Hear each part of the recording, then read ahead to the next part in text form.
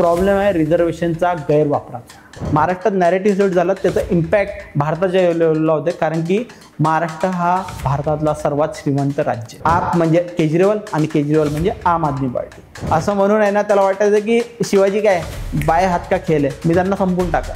विचारलं कोणी काय करताय, तर गव्हर्नमेंट एक्झामचं प्रिपरेशन करताय. पण ते बेरोजगार आहे. त्यांना माहिती होतं की उद्धवसाहेब ठाकरे फ्लोअर टेस्टला समोर जाऊ शकत नाही, त्यांच्या व्यक्तिमत्वाचाच तो भाग नाही. म्हणून शरद पवारांना आहे ना भाऊ तोरसेकरांनी बर्मुडा ट्रायंगल म्हटलंय. शरद पवारचं कुठल्या पद्धतीने राजकारण चालतं हे कळू मला एकाच जन्मात कळू शकतं. फक्त संजय राऊतांपर्यंत आपण हे पुस्तकही पोहोचवूया. नमस्कार, मी महेश साने. आज आपण बोलणार आहोत भारतातील युवा लेखक हर्षल भुसारी याच्याबरोबर. गेले काही महिने त्यांनी कन्सिस्टंटली काम करून रॉबर्ट ग्रीन यांचं 48 लॉज ऑफ पॉवर हे जे पुस्तक आहे त्याच्यावर त्यांनी इंडियन व्हर्जनवर एक पुस्तक काढलेलं आहे. तर मला ते पुस्तक वाचतानाच खरं तर खूप इंटरेस्ट क्रिएट झाला होता आणि म्हणूनच आज मला त्याच्याशी त्या संदर्भातच बोलायचं आहे. त्याच्याशी बोलण्यापूर्वी त्याची एक ओळख करून देतो. रिसर्च अनालिस्ट म्हणून तो गेली अनेक वर्ष काम करतोय. पॉलिटिकल स्ट्रॅटेजिस्ट म्हणूनही काम करतोय. अकॅडमिक्स फील्डमध्ये लागतं ते म्हणजे नेट क्वालिफाईड देखील तो आहे. MIT स्कूल ऑफ गव्हर्नमेंटमध्ये तो गेली अनेक वर्ष असोसिएटेड आहे. हर्षल, तुझं स्वागत आहे. नमस्कार. हे पुस्तक वाचल्यानंतर अनेक प्रश्न माझ्या मनात निर्माण झाले आहेत, पण त्यातले काही महत्त्वाच्या विषयांपासून सुरुवात करतो की हे पुस्तक लिहावं असं सर्वप्रथम तुला कुठे आणि का वाटलं? सर, मी 2009ला जेव्हा इंजिनिअरिंगला होतो तेव्हा मी इंजिनिअरिंगचा अभ्यास करता करता माझ्या हातात हे बुक लागलं होतं, सत्तेचे 48 नियम. हे मराठीमध्येच वाचलेलं मी बुक. आणि तेव्हा माझ्या लक्षात आलं की अरे हे सुंदर बुक आहे आणि हे बुक आहे ना त्यांनी खूप रूथलेस पद्धतीने लिहिलं आहे. आणि मला ते सुरुवातीला मान्यच नाही झालं की बापरे एवढं क्रुएल कोण असू शकतं ना.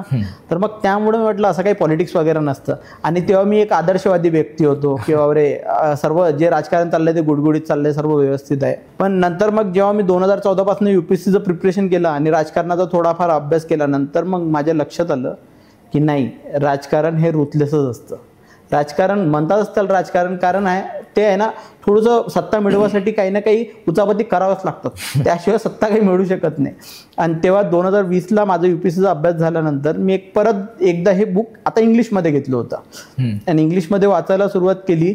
तेव्हा मला जाणवलं की अरे हे एकदम उत्कृष्ट आणि तंतोतंत लिहिलं गेलेलं बुक आहे आणि यामध्ये जे नियम आहे ते व्यवस्थित पद्धतीने सांगितले गेलेले आहे. यात रेफरन्स खूप आहेत. म्हणजे एक द प्रिन्स म्हणून एक पुस्तक आहे, त्या मॅकियावेलीने लिहिलेलं आहे. त्यानंतर चाणक्याचा पण अर्थशास्त्राचा उल्लेख आहे. बट मला एक खंत वाटली की अरे हे यामध्ये आहे ना आपल्या भारताचं एक पण उदाहरण नाही. एवढी जुनी संस्कृती आपली, हडप्पा संस्कृती, त्यानंतर विष्णू पुराण झालं, महाभारत झालं, रामायण झालं, कितीतरी आहे ज्यामध्ये आहे ना राजकारणाचे डावपेच झालेच आहे.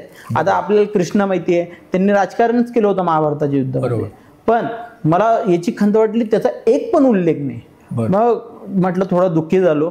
म्हटलं आता काय करू शकतो आपण, दुःखी राहून तर चालणार नाही ना. मग यावर मी विचार केला की मीच का नाही एक बुक लिहू शकत जे फक्त आणि फक्त भारताच्या परिस्थितीवर असेल, भारताच्या राजकीय परिस्थितीवर असेल आणि त्यामध्ये फक्त भारताचेच उदाहरण.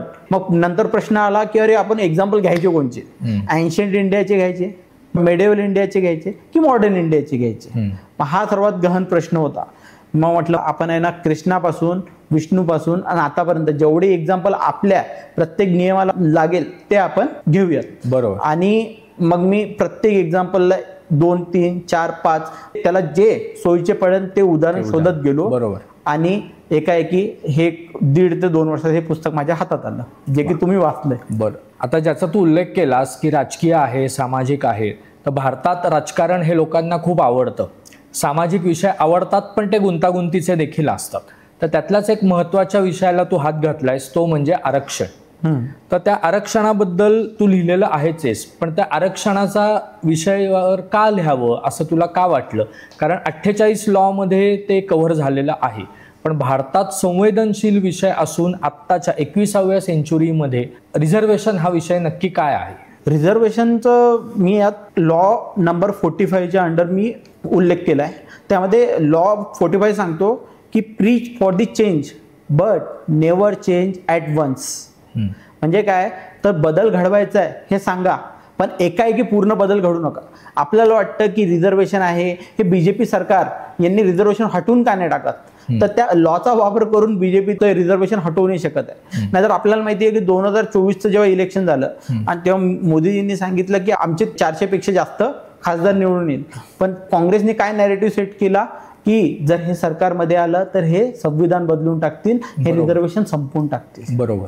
तर हा रिझर्वेशन आहे ना एवढा सेन्सिटिव्ह पॉईंट आहे आणि एवढा गहन प्रश्न निर्माण झाला याच्यामुळं, म्हणून आहे ना याला म्हणतात की reservation generates more heat than light.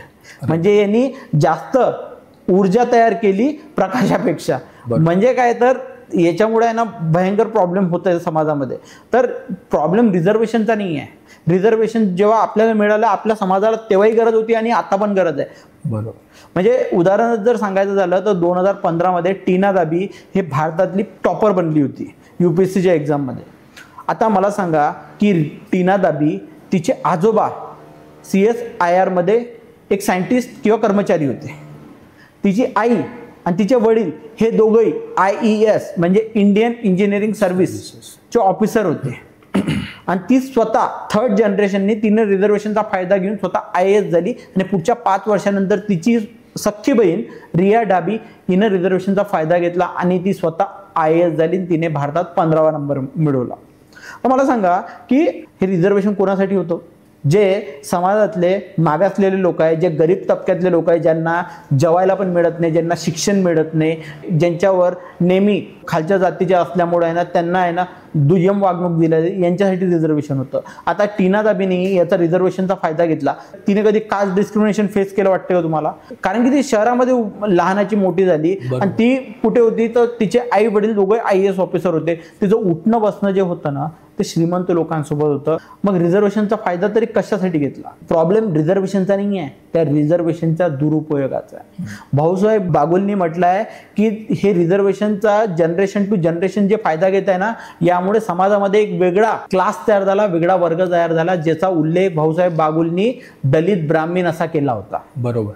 आता सुप्रीम कोर्टाने 1 ऑगस्ट 2024ला निर्णय दिला की शेड्यूल ट्राईब आणि शेड्यूल कास्टमध्ये पण क्रिमी लेअर लागलं पाहिजे. आणि जे स्वतः गवई साहेब जे स्वतः जज आहेत त्यांनी पण म्हटलं की रिझर्वेशनचा फायदा हा 1st जनरेशन पुरताच असला पाहिजे, 2nd जनरेशन किंवा 3rd जनरेशनच्या लोकांनी त्याचा फायदा घेतला नाही पाहिजे. बरोबर. आता एक साधारण आपल्याला माहिती आहे मंडल कमिशन आलं होतं आणि त्यानंतर भारतामध्ये OBCना रिझर्वेशन मिळालं. पण सुप्रीम कोर्टाने इंदिरा साहा जजमेंटमध्ये काय म्हटलं की तिथे रिझर्वेशन हे योग्यच आहे, जे 27% आरक्षण तुम्ही OBCना दिलंय ते योग्य आहे, फक्त तिथे क्रिमी लेअर हे लावा, ही एक मर्यादा लावा. पण ह्याच क्रिमी लेअरचं जे आहे हे SC आणि STला काय नाही लागू केलं? तुम्हाला जाणवत असेल की ह्या OBCला क्रिमी लेअर लागल्यामुळं काय झालंय तर त्या समाजामध्ये आहे ना खूप मोठ्या प्रमाणात चर्निंग होत आहे. जे खालच्या समाजाचे जे OBC समाजामधले खालचे जे लोक आहेत ते फायदा घेऊन लगेच रिझर्वेशन घेतात आणि त्यांच्या मुलांना त्याचा ॲडव्हान्टेज त्यांना घेऊ देत नाही आणि ते काहीतरी प्रायव्हेट सेक्टरमध्ये चालून जातात. बट आपण जर बघितलं तर जे ST आणि SC समाजामध्ये लोक आहे हे इथे चर्निंगने होत आहे. हो. एक आरक्षणाबद्दलचा वेगळा अँगल आज तुमच्या बोलण्यातून हे लक्षात आला की नक्की आरक्षण म्हणजे काय आहे आणि त्याच्यावर काय केलं पाहिजे. ह्या दोन्हीवर तुम्ही विस्तृत बोलला.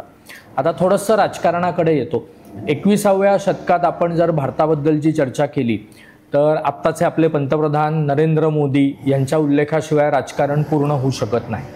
पण 2014 पूर्वी जेव्हा ते पंतप्रधान नव्हते, गुजरातचे मुख्यमंत्री होते, तेव्हा तुम्ही एका लॉमध्ये असा उल्लेख केलेला आहे की राज ठाकरे हे तेव्हाचे जे महाराष्ट्रातले नेते होते त्यांच्याबद्दल तुम्ही तिथे काही कॉमेंट केलेले आहेत. तर राज ठाकरे आणि नरेंद्र मोदी हे नक्की काय रिलेशन होतं 2014 पूर्वीचं, याच्यावर थोडासा तुम्ही प्रकाश टाकलात तर सगळ्यांना आवडेल ऐकायला. नक्कीच सर.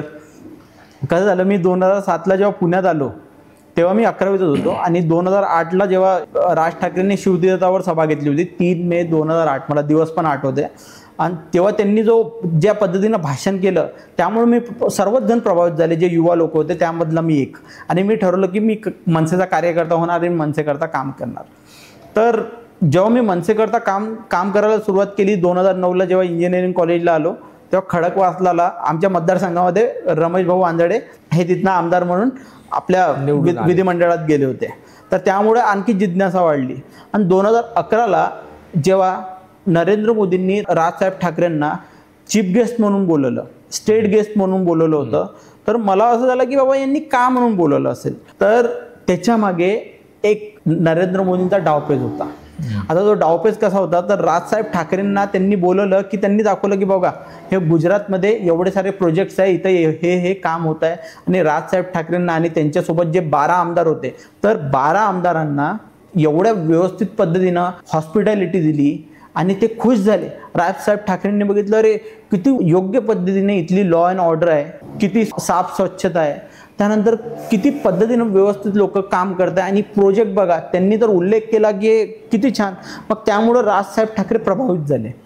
आणि त्या प्रभावित झाल्यामुळे काय, तर जेव्हा त्यांनी प्रेस कॉन्फरन्स घेतली, एक 8-10 दिवसाचा जो दौरा होता तो पूर्ण झाला आणि प्रेस कॉन्फरन्स घेतली, तेव्हा राजसाहेब ठाकरेंनी स्वतःहून म्हटलं की नरेंद्र मोदी हे भारताचे उत्तम पंतप्रधान बनू शकतात. बरोबर.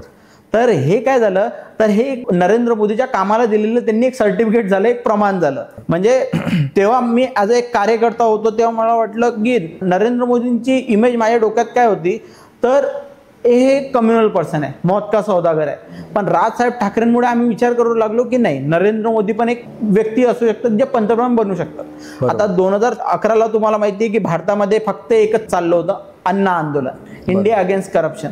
तर इथे जो व्हॅक्युम होता त्याचा ऍडव्हान्टेज नरेंद्र मोदींना घ्यायचा होता. तर Raj Thackeray was the best option. त्यांना बघितलं की राज ठाकरे हे माझ्यासाठी एक उत्तम व्यक्ती ठरू शकतात, कारण की राज ठाकरेंचा करिश्मा हा महाराष्ट्रात होता आणि त्यांची नोंद पूर्ण भारतात घेतल्या जायची. बरोबर. म्हणजे राज ठाकरेची लिडरशिप तुम्ही मान्य करा किंवा अमान्य करा, पण तुम्ही त्यांना इग्नोर नव्हते करू शकत. बरोबर. तर त्यामुळं राज ठाकरेंचा पुरेपूर वापर म्हणू शकतो. तर राज ठाकरेंचा नाही केला तर त्या पुस्तकातला जो लॉ आहे, use selective honesty and generosity to disarm your victim, हा जो लॉ आहे याचा पुरेपूर वापर केला. आणि आपल्याला माहिती आहे 2013ला जेव्हा राजसाहेब ठाकरे महाराष्ट्र दौऱ्याला निघाले तेव्हा आहे ना त्यांनी सांगितलं की नरेंद्र मोदींचं गुजरात मॉडेल बघा. बरोबर. गुजरात मॉडेल बघता आणि त्यांनी सांगितलं की एकदाचं मला भाषण पण आठवतं की त्यांनी म्हटलं होतं तिकडे गुजरातमध्ये जाऊन गुजरातचा विकास पहा. ते नरेंद्र मोदी जेव्हा आंघोळ करतात ना, त्या आंघोळीचा आहे ना 2 चम्मच पाणी प्या, म्हणजे तुम्हाला एक शिकवण मिळेल की महाराष्ट्रात कसा विकास केला पाहिजे. बरोबर. तर बरोबर, मला वाटतं की या पद्धतीनं नरेंद्र मोदींनी राजसाहेबांचा वापर केला, एक प्रकारे वापरच म्हणू शकतो, आणि भारताचे ते पंतप्रधान बनले. आता राजकारणातल्याच एका वेगळ्या व्यक्तीकडे मला यायचं आहे, ज्यांनी सुरुवात सामाजिक क्षेत्रातून केली पण स्मार्ट राजकीय नेते म्हणून जे उदयाला आले ते म्हणजे अरविंद केजरीवाल. आता पुढच्या काही दिवसातच दिल्लीमध्ये विधानसभा इलेक्शन्स पण आहेत. 2015 आणि 20 अशा 2 इलेक्शन त्यांनी दिल्लीच्या जिंकल्यात, पंजाबच्याही जिंकल्यात. तर हे जे 48 लॉ आपण ज्याच्यावर काम केलंय, जे तू लिहिलेले आहेस, तर त्याच्यात अरविंद केजरीवालांवर देखील उल्लेख आहे. तर आत्ताच्या परिस्थितीत नक्की अरविंद केजरीवाल काय करतायत आणि राजकारणात जे अपेक्षित आहे त्या 48 लॉमध्ये त्यांचं चपखल उदाहरण कुठे म्हणून आपल्याला वापरता येत आहे? अरविंद केजरीवाल, खरं तर अरविंद केजरीवालच्या पर्सनॅलिटीनं मी पण प्रभावित झालो होतो. कारण मी तेव्हा जेव्हा कॉलेजच्या वयात होतो तेव्हा असताना मी बघितलं होतं की मी इंडिया अगेन्स्ट करप्शनच्या कॅम्पेनमध्ये पण भाग घेतलाय.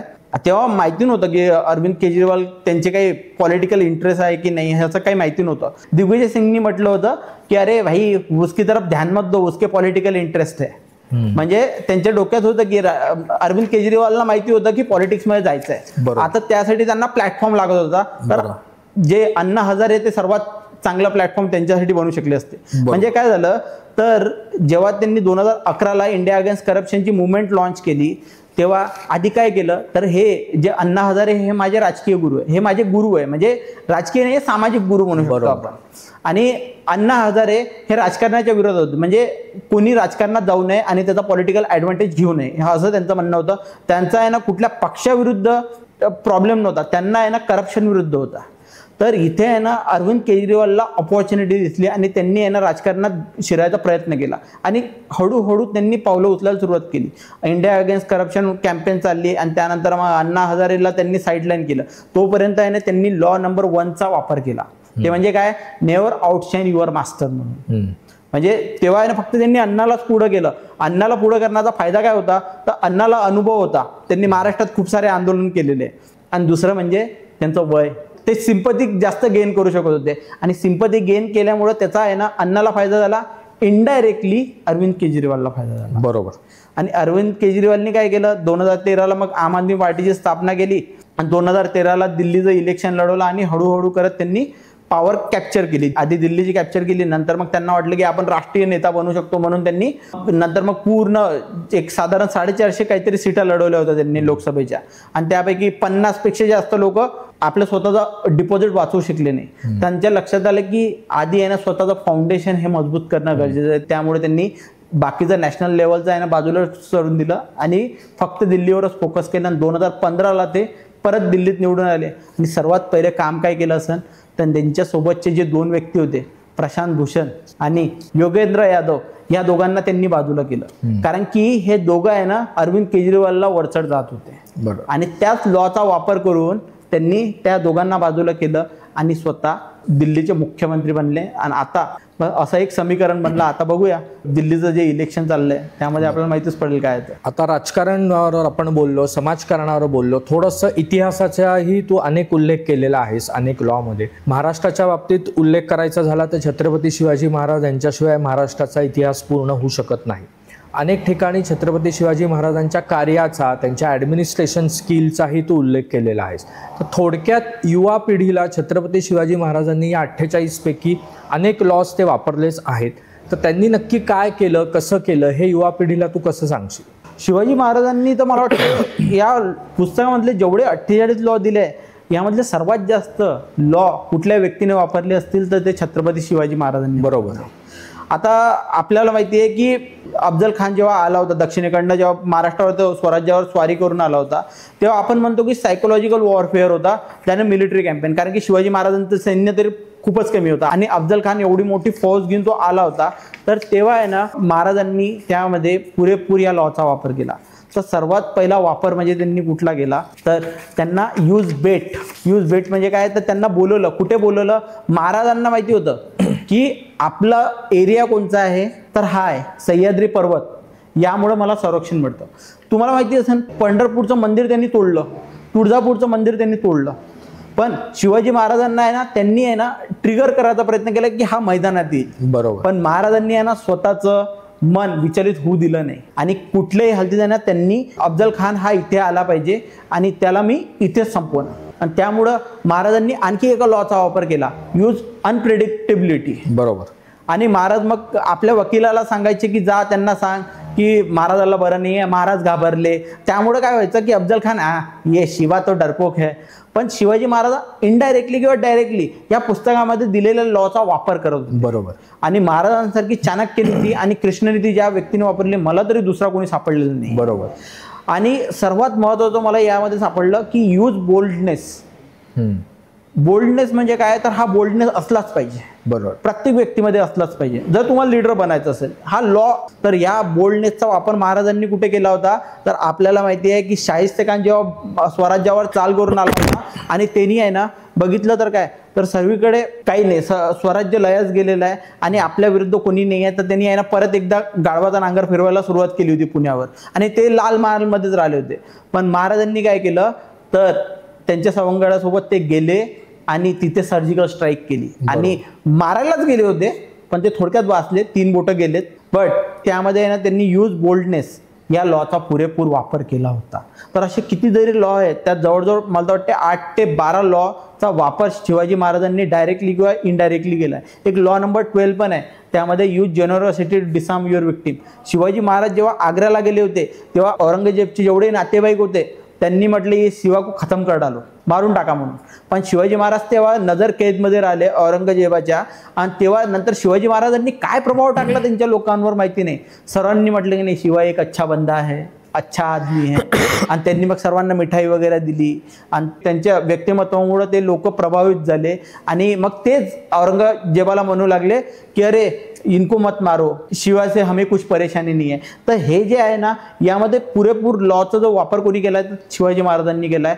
आणि यातले जे उदाहरण आहे ते तंतोतंत तिथं बसतात. खरंय. आज तरुणांना मॅनेजमेंट शिकायचं असेल तर छत्रपती शिवाजी महाराज यांच्या जर खरंच अनेक गोष्टी वाचल्या तरी ते त्याच्यातून शिकता येईल. तर थोडंसं युवांकडेच परत एकदा कंटिन्यू करतो पुढचा प्रश्न. तू एक इंटरेस्टिंग शब्द वापरलायस, aspirational unemployment, the perils of civil service preparation isolation, अशी एक टर्म तू वापरलेली आहेस एका उदाहरणामध्ये. तर आज जर बघितलं तर भारतामध्ये किंवा महाराष्ट्रामध्ये UPSC असेल, MPSC असेल, अशा अनेक सिव्हिल सर्व्हिसेसच्या किंवा कॉम्पिटेटिव्ह एक्झाम्सचं थोडंसं क्रेज आहे. पण नक्की त्या मुलांचं कधी कधी असं होतं की काय करावं हे कळत नाही किंवा ते काही अडचणीत पण येतात. तर तू पण स्वतः त्याची प्रिपरेशन केली होतीस, तुला त्याचा फायदाही झाला.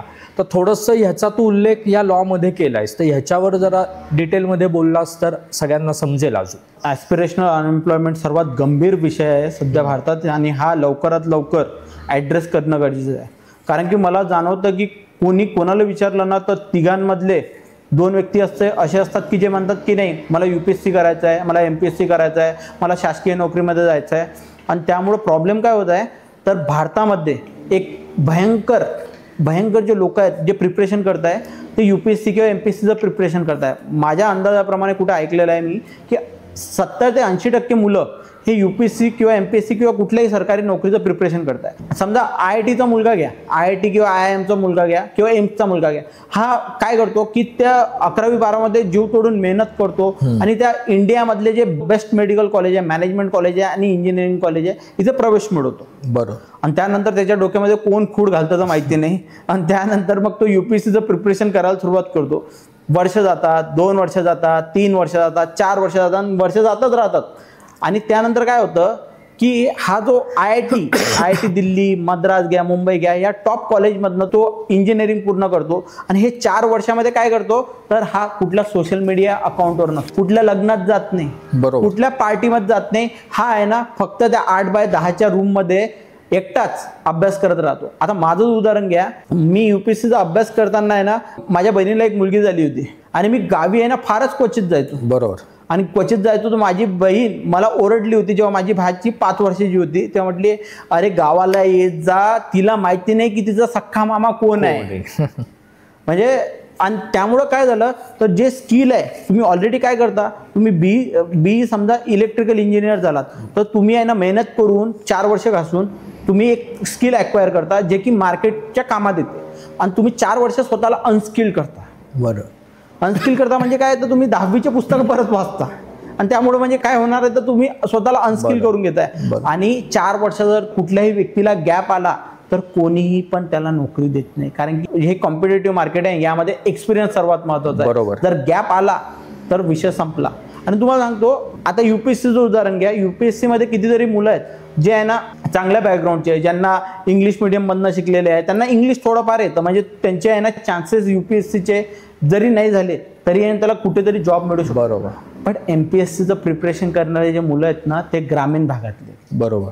आणि त्यांना इंग्लिशमध्ये सर्वात जास्त त्रास होतो. आणि त्यामुळं काय होतं कुठल्या सब्जेक्टमध्ये त्यांनी BA केला आणि ते आले पण त्यांच्याकडे पर्याय नसतो. ते 2 वर्ष, 4 वर्ष, 8 वर्ष, काही मुलं तर बघितली म्हणजे 10 वर्षापासूनच आहे ना ते MPSCचं प्रिपरेशन करताय आणि त्यांच्या हातात काहीच नाही. बरोबर. तर तिथे आहे ना ते एक लॉ आहे की आयसोलेशन इज डेंजरस. बरोबर. आणि आपण काय करतो सिव्हिल सर्व्हिसेसच्या एक्झाममध्ये की फक्त आपण अभ्यास करतो आणि आजूबाजूचे जे लोक आहेत त्यांच्यासोबत संबंध तोडतो आणि आपल्याला माहिती नाही की ही नवीन टेक्नॉलॉजी आहे याच्यामुळे आपल्याला फायदा होऊ शकतो. म्हणून त्या रॉबर्ट ग्रीननी म्हटलं आहे की आयसोलेशन इज डेंजरस.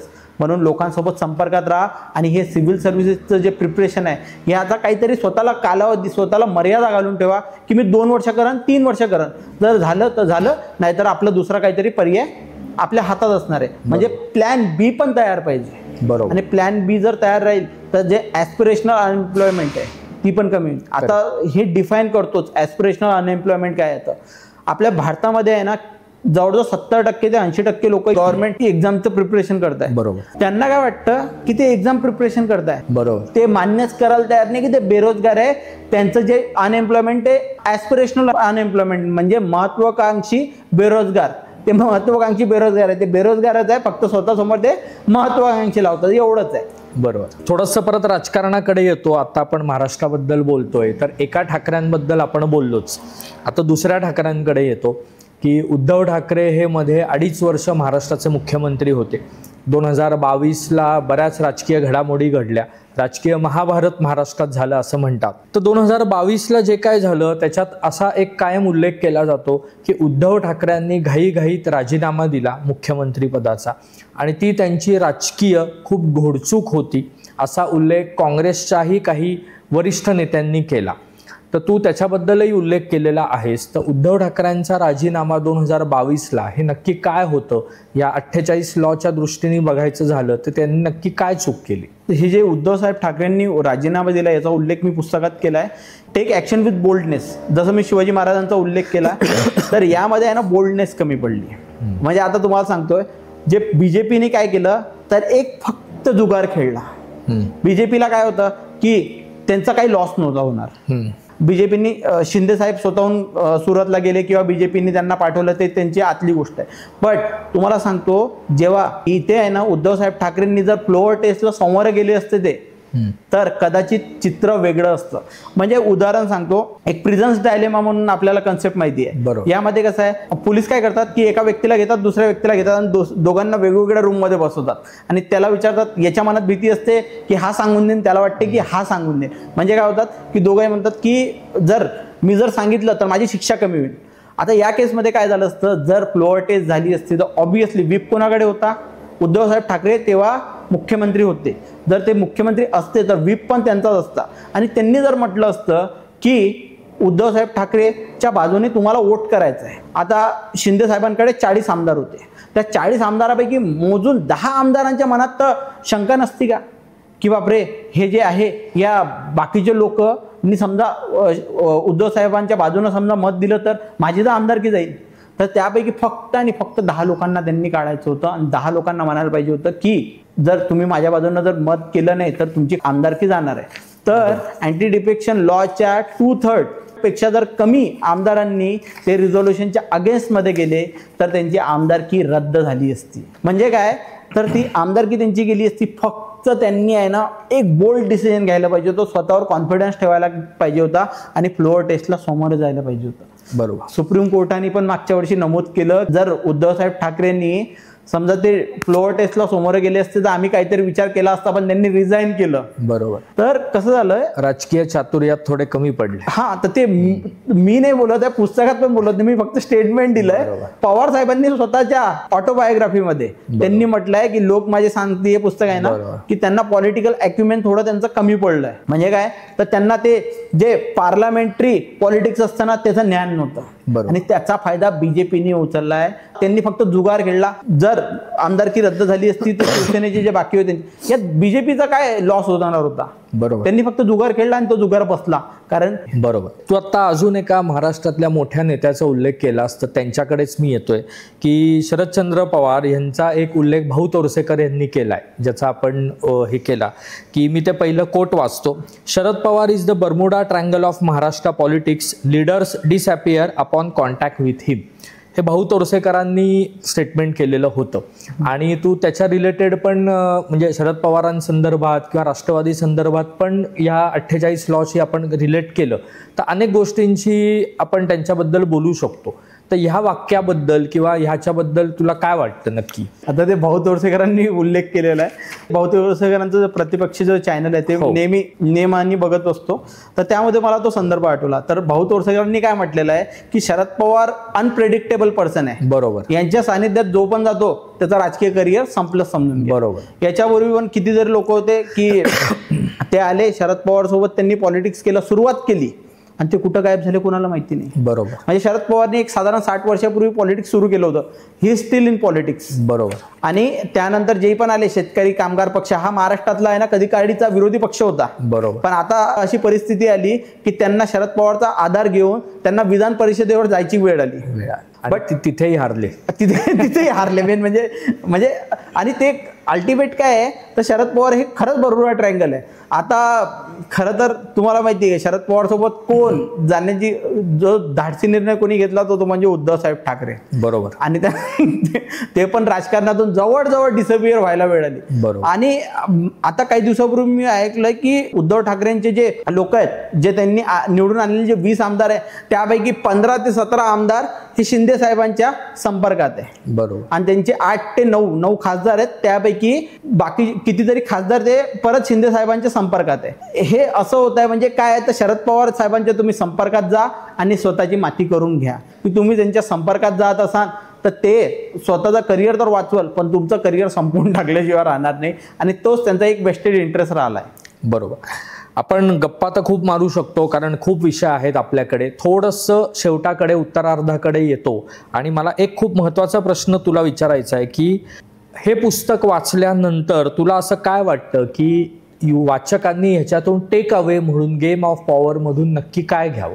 तू एक लेखक म्हणून, तू एक शिक्षक म्हणून, तू एक रिसर्च अनालिस्ट म्हणून या सगळ्याकडे कसं बघशील? मला तर सांगायचं आहे की हे पुस्तक, हे जे लॉज आहेत ना, हे सर्वांना माहिती पाहिजे. आपल्याला वाटतं की पॉलिटिक्स जे करताय हे चुकीच्या पद्धतीने, म्हणजे नितीश कुमार कधी या अलायन्समध्ये कधी त्या अलायन्समध्ये, बरोबर, तर ते लॉ मध्ये मेन्शन केलेलं आहे. तर हे प्रत्येक लॉ जर आपण बारकाईने वाचले तर आपल्याला माहिती कारण हे पॉलिटिशियन असे का वागतात. हे पॉलिटिशियन आहे ना, एक डायरेक्टली किंवा इनडायरेक्टली कसंही म्हणा, पण हे आहे ना या लॉचा वापर करत असतात. तर मला वाटतं की आपण जर चांगले नागरिक आहात, चांगले मतदार आहात, तर त्यासाठी हे लॉ आपल्याला माहिती पाहिजे, म्हणजे ऍटलिस्ट. आणि हे फक्त पॉलिटिक्सच्या संबंधातच नाही आहे. बरोबर, म्हणजे कारण की आपल्या राहुल गांधींनी म्हटलं ना, पॉलिटिक्स इज एव्हरीवेअर, बरोबर, it is in your pant, it is in your shirt.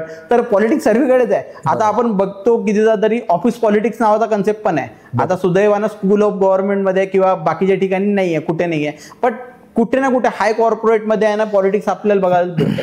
आता आपल्या मराठी फिल्म इंडस्ट्रीमध्ये बघा, तिथे पण पॉलिटिक्स आहे. हिंदी फिल्म इंडस्ट्रीमध्ये पण पॉलिटिक्स आहे.